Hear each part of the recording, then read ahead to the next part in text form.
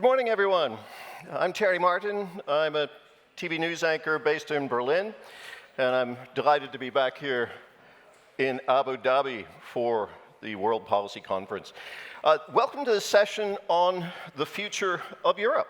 The full title of our session is The Future of Europe After the Ukraine War and Trump's Election. Well, Trump, of course, has been re-elected, and with all likelihood, he will become president for the second time in January. On January 20th, he's due to be inaugurated. But we need to remind ourselves that the Ukraine war is very much still ongoing, right?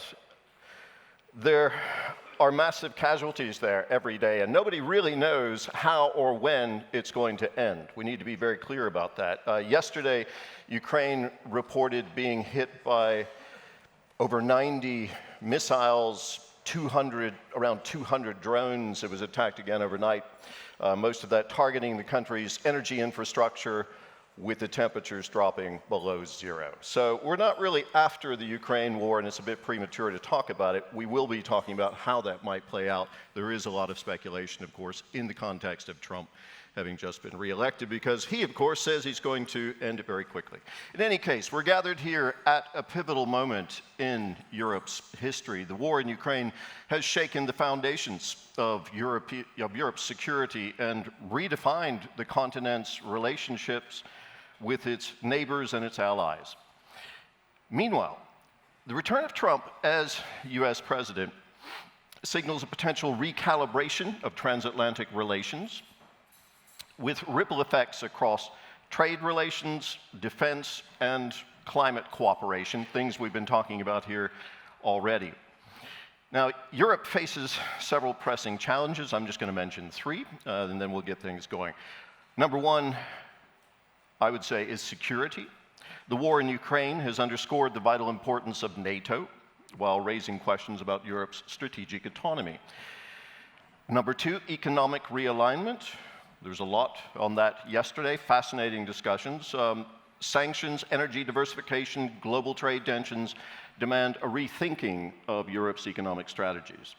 And we got challenges surrounding unity and leadership in Europe as well. That's no secret. The world is growing more polarized. Europe must find a way of navigating its internal divisions if it hopes to retain credibility as a global actor.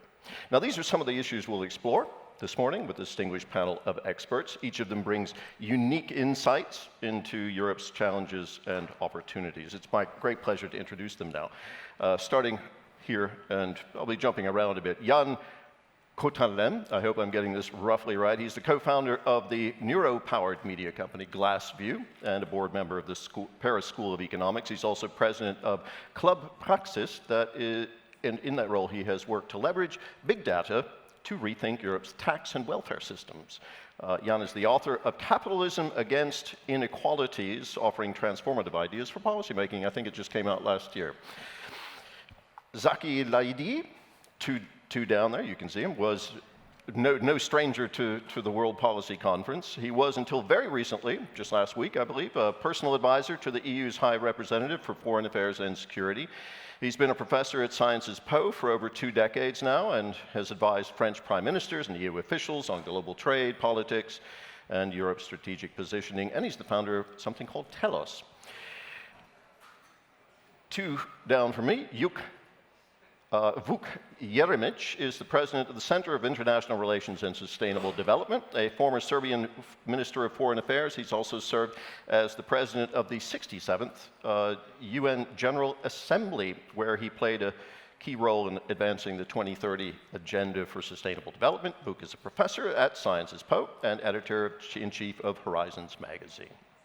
Norbert Röntgens, second from the end down there, is a senior member of the German Bundestag and a veteran of German foreign policy, having chaired the Foreign Affairs Committee in the Bundestag.